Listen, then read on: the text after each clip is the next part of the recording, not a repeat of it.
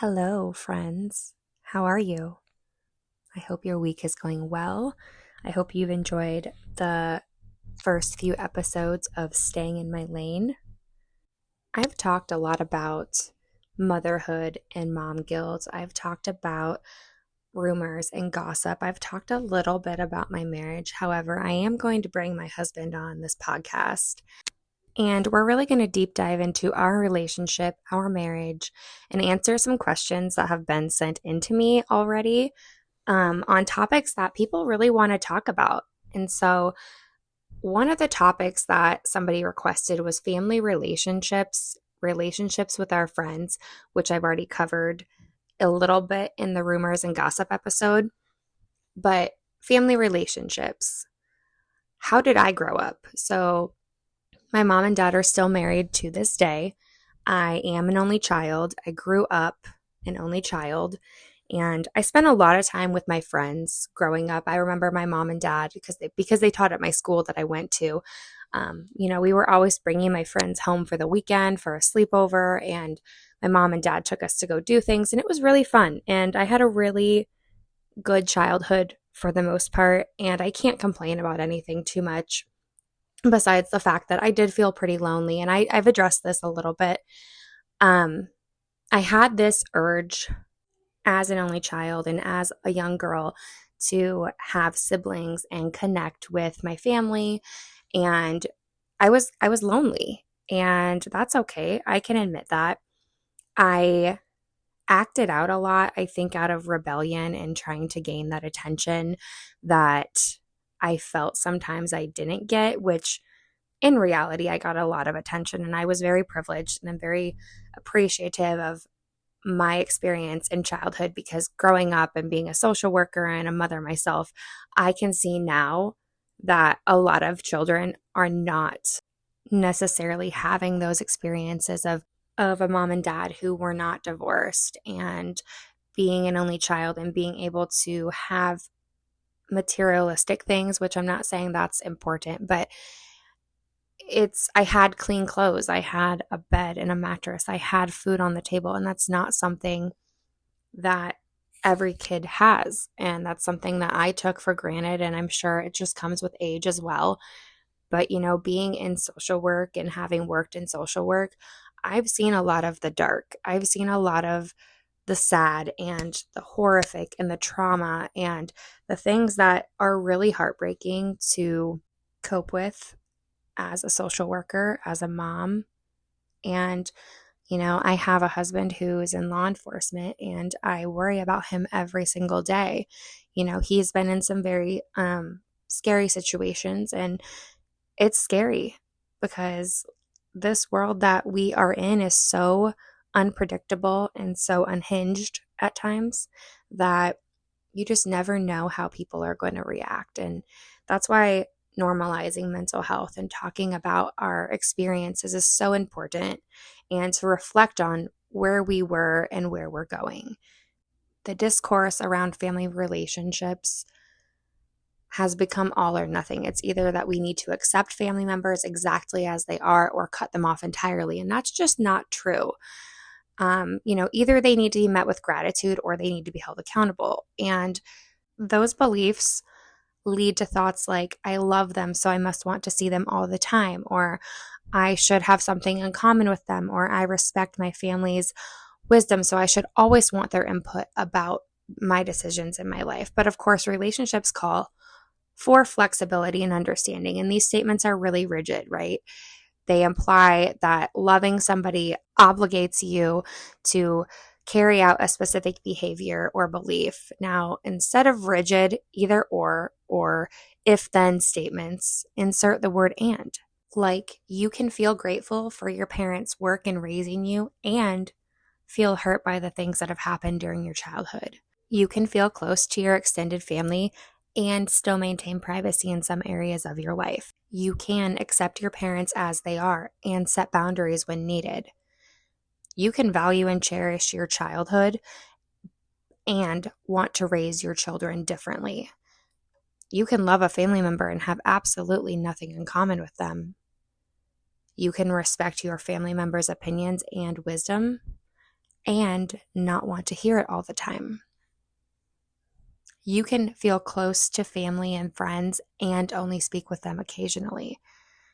Do you notice how much less rigid that these statements are feeling? These and statements acknowledge the family members can honor, love, and respect each other and also need different things. They can live in different states, they can live in different ways, they can live in different relationships. And the next time that something feels rigid in your family, try adding the word and see how it sits, because it can change a lot. With and families can think about how they want to have relationships rather than how they feel obligated to behave in front of family members. And that's where the true connection comes into play. Being your authentic self, being genuine, believing in living your truth, living your authentic life, and feeling safe enough to do so in front of your family. I want to be really honest and transparent with you, the listeners, with my story. And I, being an only child, craved that connection. I craved being included, and being the youngest and the baby of the family, I didn't feel that. And for a long time, I took that personally and I criticized the shit out of myself. I didn't think I was good enough. And I can admit now, I blew up my family's Facebook page. I messaged them. I tried to force a relationship with my family members, thinking that that was going to make me feel better and that was going to make me feel secure. And I wanted them to see me as this grown up, mature young woman, when in fact I was acting like a child. I was acting like a freaking idiot by trying to force this impression of myself that just wasn't really real. I forced conversation. I wanted it to be about me. I really tried to grow up faster than what I should have. And I think a lot of that comes from being so young in my family. I saw everybody else growing up and having these things that we glamorize and glorify. And I wanted that too. I wanted to be included in that. And so that's where I really tried to push myself on certain family members who I still keep in contact with. I don't talk to them regularly or anything, but honestly, I am really bad at reaching out to people. It's not intentional anymore. I'm 34 years old with 3 children and a really busy life. Life happens, and it's important now for me to look at things and not take things personally, and also know that who I was at 13 and 14 years old is not who I am now. Who I was presenting myself as an 18-year-old and 19-year-old is not who I am now. You know, that goes back to that whole conversation of I was in a really dark place where I wanted validation and approval from people, thinking that it would fix my problems and it would just magically make me feel better, and it didn't. And I had to find that validation. I had to find that happiness within myself so that I could be happy authentically and genuinely. And even though I've had conversations on here where I've talked about my family not necessarily taking my trauma seriously, or maybe not even taking it seriously, maybe that's not the right wording. Maybe they were so shocked and they didn't know how to respond. And I think so often that we expect family, close friends, spouses, partners, coworkers, anybody in our lives, we want them to have the same response that we would give if we were reacting to someone. And that's not real life. People are not going to respond in the way that we want them to always. And that doesn't mean that they don't love you. That doesn't mean that they don't care about you. That just means that they are their own person, and what they see as supportive might not be what you see as supportive. And really being able to have an open communication where you can tell them, hey, I'm not feeling supported right now, or okay, well, maybe let's talk later, instead of demanding attention or trying to crave attention in a negative way, talk to them. And that goes back to the whole discussion about family. How can we strengthen those relationships? And effective communication is probably the most essential, right? Quality time together. Obviously, if there's distance, that may be hard, but a simple, hey, how you doing goes a long way. And spending time with family members or making the time to just acknowledge them strengthens that emotional connection. We can show that gratitude and connection by supporting individual interests. So if you see a cousin or an aunt who loves to work out and run or loves to make healthy food and you're into that, then reach out to them and encourage and participate in each other's hobbies or interests. Resolving conflicts constructively, conflicts that necessarily haven't been addressed or have taken a long time to heal, you can do this by addressing disagreements in a positive way. And sometimes, people say time heals all wounds, and I agree. I think time does heal, but allowing family members to grow and develop individually, take that time and heal and grieve from things that have hurt each other in the past. And I think that's where forgiveness comes in. We have a toolbox of things that we can use, and I think forgiveness is the biggest tool that we can use in any relationship. And obviously, there are exceptions. If something's hurting you and it's going to continue to hurt you, then consider the risks and the benefits and kind of weigh your options as far as what's going to benefit your mental health. But, we have to work on taking that accountability, and to fix a damaged relationship, we have to acknowledge that there's a problem and make a pact to work on things together. And not every relationship is going to be 50-50. Not every relationship is going to be 80-20. It might be 70-30. And we have to take full responsibility for our part in the problem. Family estrangement is something that's a new term, and it can be really painful, but you can manage and prevent those broken ties. When a family member voluntarily walks away and you feel hurt, you feel confused, and not even necessarily voluntarily walks away, but maybe just distance themselves, this grief of family estrangement can be even more painful, or at least more complicated than the grief over a loved one who's died, because they're still living. And, why do people cut ties with their family members? And are there any ways to handle or alleviate this situation? We just got done talking about how to heal and reconnect with family members, but what about that estrangement between parents and adult children, which is a lot more common than you may think, given how much we talk to each other about family in the news and movies, looking at Lifetime movies and, just daily conversations, and even our complaints about the holiday disputes and who's coming to whose house for Thanksgiving or Christmas. You would almost think that all the families are intact. And even if there are disagreements, everybody comes together for a holiday. Recent research shows that a number of young adults who experience family estrangement between family members commonly say that it's their own parents that they may feel estranged from, not so much that extended family. Why is that? Parents aren't always the healthiest. Sometimes those relationships that society deems the most important are often where we find the most hurt. There may be numerous reasons for that. There may be disapproval with life choices or the person that they're dating, and it may just be envy or lack of control that they feel. And, this can all lead to a lack of support, feeling isolated and misunderstood. So why do we continue harmful behavior patterns that can damage relationships? The truth is that these can be easier because it's what's familiar and comfortable. And rather than accepting that we may not always be in the right, it may be just easier to step back and distance ourselves or be rude and just have people misunderstand who we are.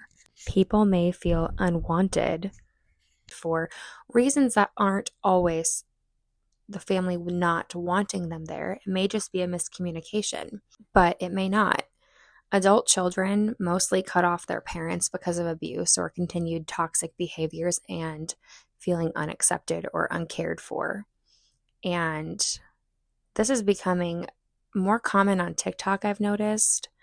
Adult children usually report very different reasons for cutting off contact with their parents, such as ongoing harmful behaviors, not accepting their lifestyle, feeling a lack of support concerning their life choices or relationship status. And it's just not something that's talked about a lot. I just have noticed it's been a topic on TikTok, and I thought this would be really important to talk about. But the truth is that estrangement often doesn't last forever, while a majority of adults really feel confident that they'll never want to reconnect with the parent that they've cut off or extended family member. Family is unlikely to feel that way forever. So how do we restore those damaged family ties? And knowing what we know now about family estrangement, how can we try to fix these situations or prevent these situations even? Many parents, extended family members yearn for that connection and really seek that acceptance. And it doesn't always happen. But I think when we are going through estrangement, accept what we can't control. Be ready to offer second chances. That's where that forgiveness really comes in. I wish there was a magic formula where I could give people the tools to reconnect with a family member with the snap of a finger, and that's just not true. And I felt that for myself. I've had to learn that my family, and I'm not specifically pointing any certain person in my family out, but my family has not known me for a very long time. And I've been very closed off for a very long time, so I might not have been very approachable. But the truth is that relationships, especially close ones, are so complicated that it's almost impossible to reassure someone that that relationship and that reconnecting is possible, because it does take two to tango. And like in any relationship or lack thereof, the first thing that we need to do is understand that we cannot always manage the outcome. But what we can do is acknowledge and apologize for past hurts, past traumas. Words hurt and actions hurt. Even if we are not the person who has directly inflicted the damage, sometimes the denial of someone else's wrongdoing can be just as painful. Or it's even possible that you don't think you've inflicted trauma at all, but your loved one sees it that way. And that goes back to the viewpoint and the open communication. We never see things in the same way as someone else. And that's what makes this whole world so unique. But now is not the time to get into the nitty-gritty about definitions and denial of what the other person feels deeply to be true. It's just that simple acknowledgement of their experience without being defensive, and that can bring resolution to something that's really painful and really change the dynamic of a future relationship with that person. No family is perfect. No family has it all together. No family is going to sit at a dinner table at Thanksgiving and not disagree on politics or be able to sing Kumbaya and hold hands. That's just not reality. And just being able to acknowledge that we do hurt each other. We say things we don't mean. We take things out on the people closest to us sometimes, and sometimes that is family, whether it's a brother, a sister, a mom, a dad, a grandma, grandpa, uncle, aunt, cousins. We are human, and it's okay to screw up. There is no perfect person on this planet. And the one thing that we can do to take our power back, the one thing that we can do to fix those damaged relationships is to apologize. It's to ask for that forgiveness, give that person time to heal, respect their boundaries, and just love them for who they are. I hope that this conversation brought you some peace. I hope it opened your horizons into maybe what family estrangement looks like and how that looks for you, how that feels for you. And I really acknowledge you to sit in your feelings and breathe, ground yourself, and think about your family, your siblings, your parents, your extended family, and what you want in a relationship with them. How does that look for you? It might have been years since you've spoken to family. It might have been months, and they might not reach out, but that's where you can reach out. And if you don't hear something back right away, that's okay. Don't force the conversation. Don't force people to do something. Don't force someone to see you in a certain way. You are incredible just the way you are. Not everybody moves at the same pace as we do. We are all individuals and we all see and do things differently. So, with that being said, I hope you guys enjoyed this conversation about family estrangement.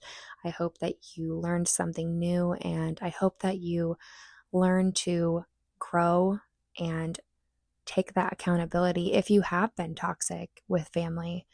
And I hope that you heal in your family. I hope that you heal in your relationships. See you guys later.